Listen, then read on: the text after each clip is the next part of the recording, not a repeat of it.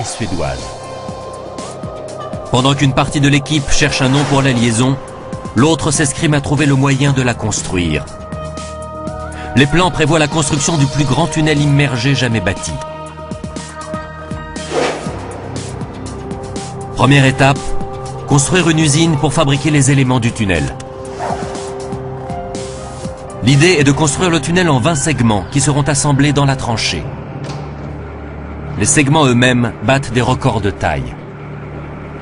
Ils font 176 mètres de long, 39 mètres de large et 8,50 mètres de haut, avec 2 cellules pour les voitures, 2 pour les trains et une galerie de secours.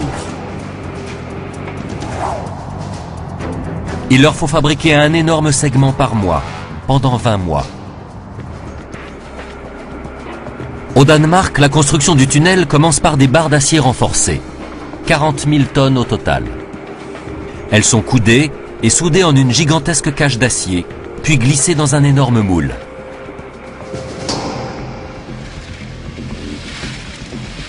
L'imposante armature est à présent enrobée de béton. 700 000 mètres cubes au total. Mais ce n'est pas un béton ordinaire. Il doit durer 120 ans, sous l'eau. Sa formule requiert une grande précision. Même la quantité d'eau incorporée a une importance cruciale. S'il n'y en a pas assez, il ne sera pas résistant. S'il y en a trop, il ne sera pas étanche. De tous les éléments gigantesques de la liaison de l'Øresund, les segments du tunnel sont de loin les plus grands. Chacun fait quasiment la longueur de 2 terrains de football et la hauteur d'une maison de 3 étages.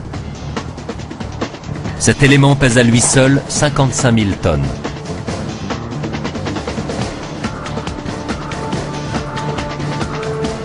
Le déplacer est dangereux. C'est un défi énorme qui va causer l'accident le plus catastrophique de tout le projet.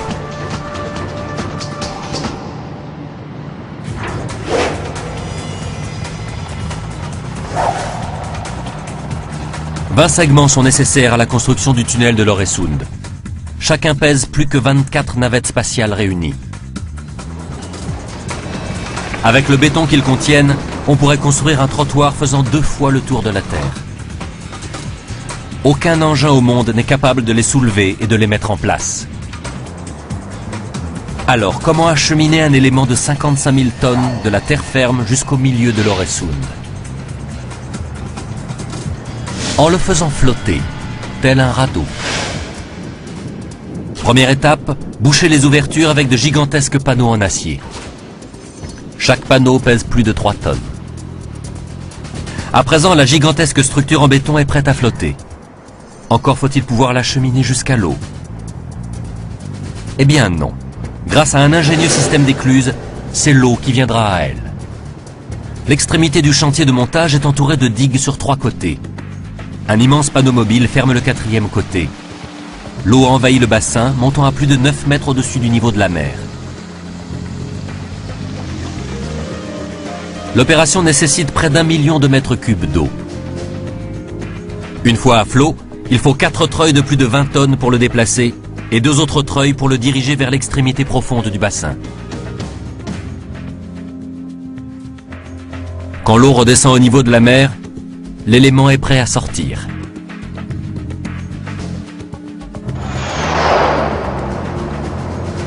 Il faut 4 remorqueurs pour le tracter.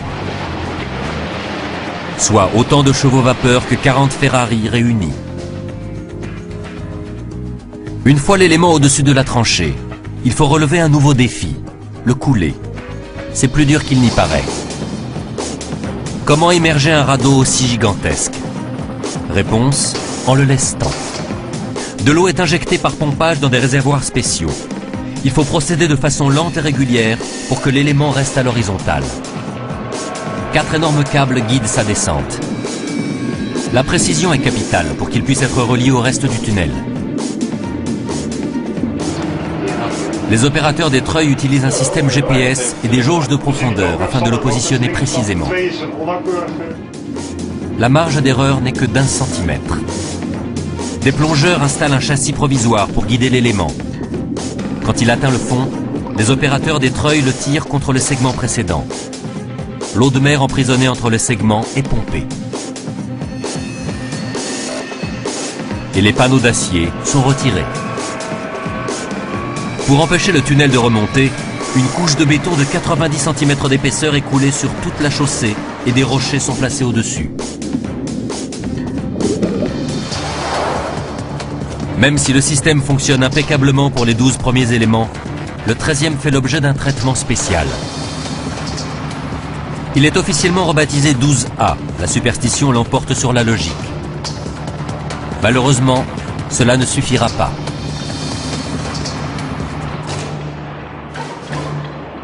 Mardi 4 août 1998. Les conditions de vent et de courant dans les détroits sont parfaites. Le remorquage du nouvel élément se déroule sans encombre. À midi, l'élément 12A est positionné. À 15h30, les pompes ajoutent du lest, le faisant lentement couler sous les vagues. Soudain, un gros problème survient. L'élément se met à pencher. Puis c'est la catastrophe.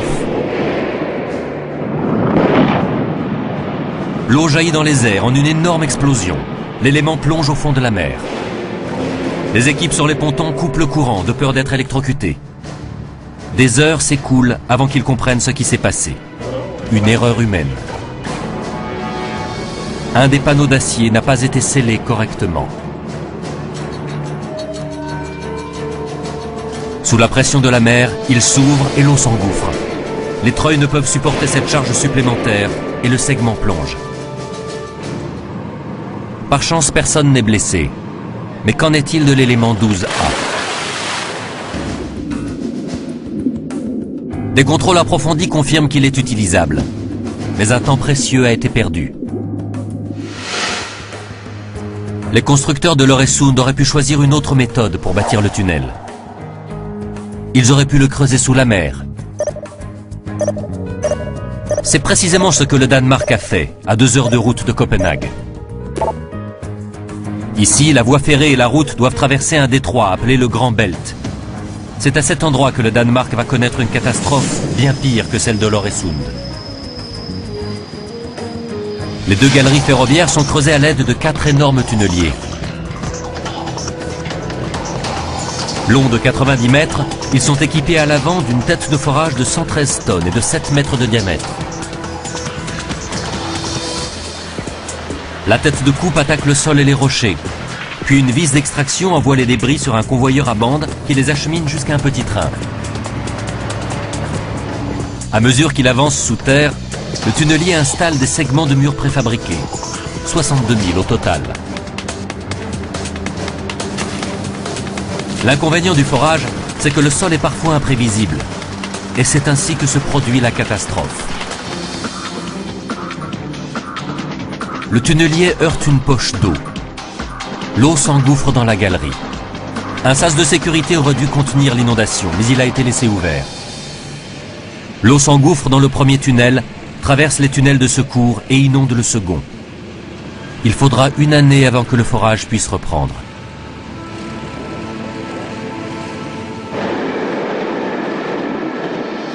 À la différence du tunnel de l'Øresund, celui-ci traverse tout le détroit. Les trains n'emprunteront donc pas le pont. Cela laisse plus de latitude aux ingénieurs du Grand Belt quant au choix du pont. Ils construiront un pont suspendu, et pas n'importe lequel. C'est le 2e plus grand pont suspendu du monde. Il s'étire sur 2,7 km. Ces pylônes s'élèvent à 254 mètres, soit près de 30 mètres de plus que ceux du Golden Gate à San Francisco.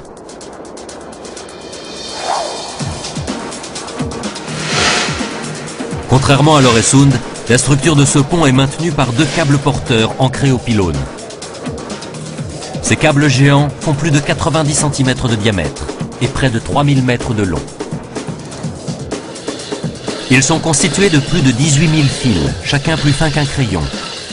Ils ne sont pas torsadés ensemble, mais simplement tendus les uns à côté des autres et réunis en faisceaux. Au final, chaque câble porteur pèsera plus de 9500 tonnes.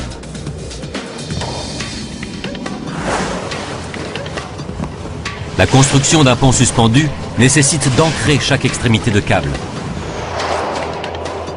Les massifs d'ancrage du pont du Grand Belt sont énormes. Chacun est une petite île en soi. Chaque massif pèse plus de 300 000 tonnes. Les ponts à haubans comme celui de l'Øresund n'ont pas de massif d'ancrage. Ceux-ci sont réservés aux ponts suspendus.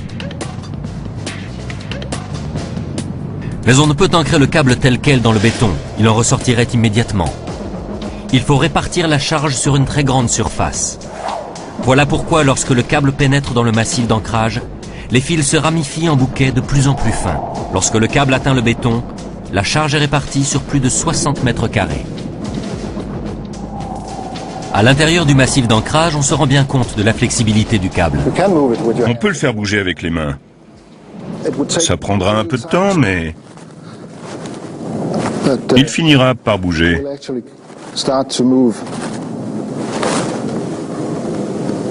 Il bouge un peu, de 3 ou 4 mm, mais il vibre tout le long, du sommet jusqu'à la plaque d'ancrage.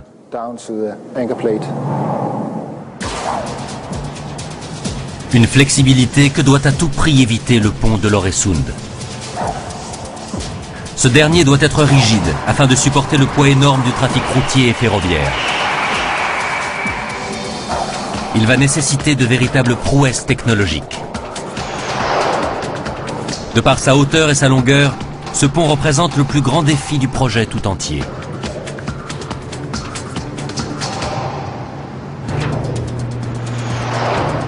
La liaison de l'Øresund entre dans la dernière ligne droite avant l'échéance de juillet 2000.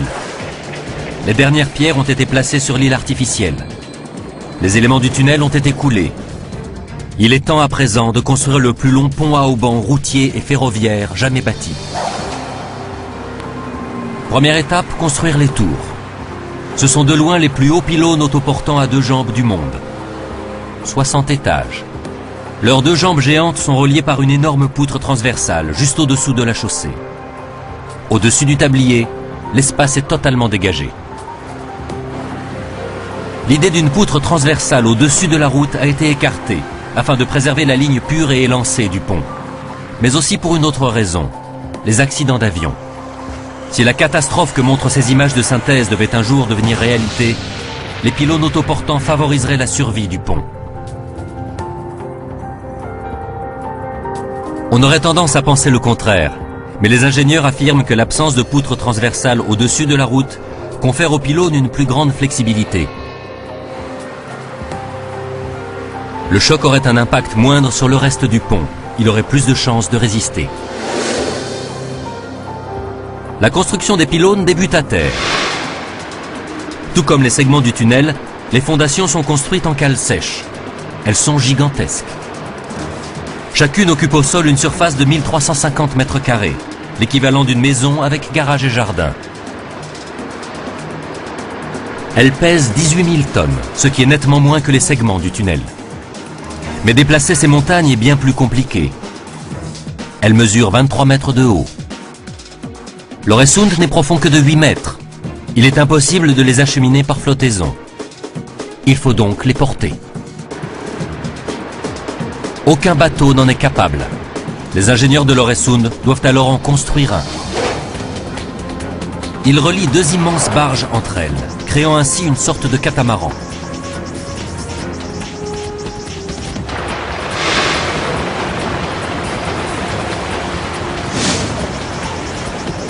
À présent, la cale est inondée afin que le catamaran puisse se placer au-dessus de la fondation.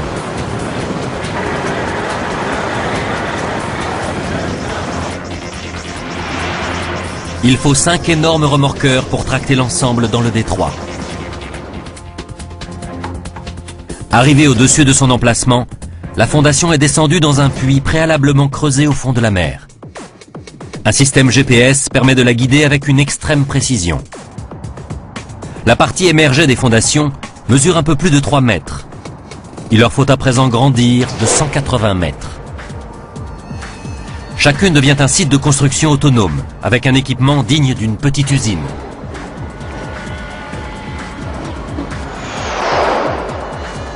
Les deux jambes du pylône s'élèvent vers le ciel par section de 4 mètres.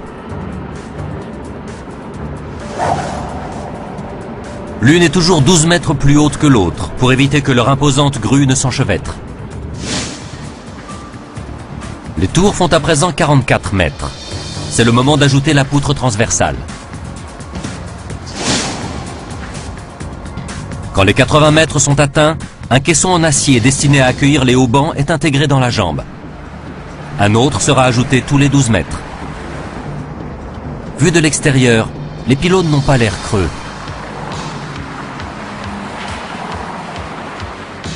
En réalité, ils sont remplis d'équipements, dont un ascenseur.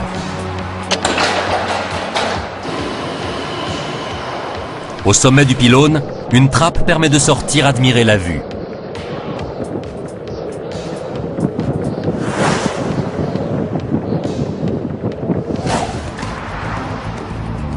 Tandis que les pylônes sont construits au milieu de l'Øresund, les travées à double tablier sont assemblées à terre.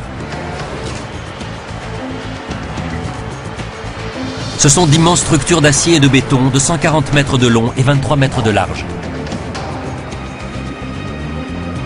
En haut, il y aura une autoroute à 4 voies. Les trains circuleront à l'intérieur. Les concepteurs ont décidé d'installer les rails dans une tranchée en ciment. Ils espèrent que si jamais un train déraille, ce système l'empêchera de tomber à l'eau. Contrairement aux apparences, la partie inférieure des travées est creuse, comme les pylônes. C'est un terrier de gerbille à taille humaine qui habille un équipement indispensable au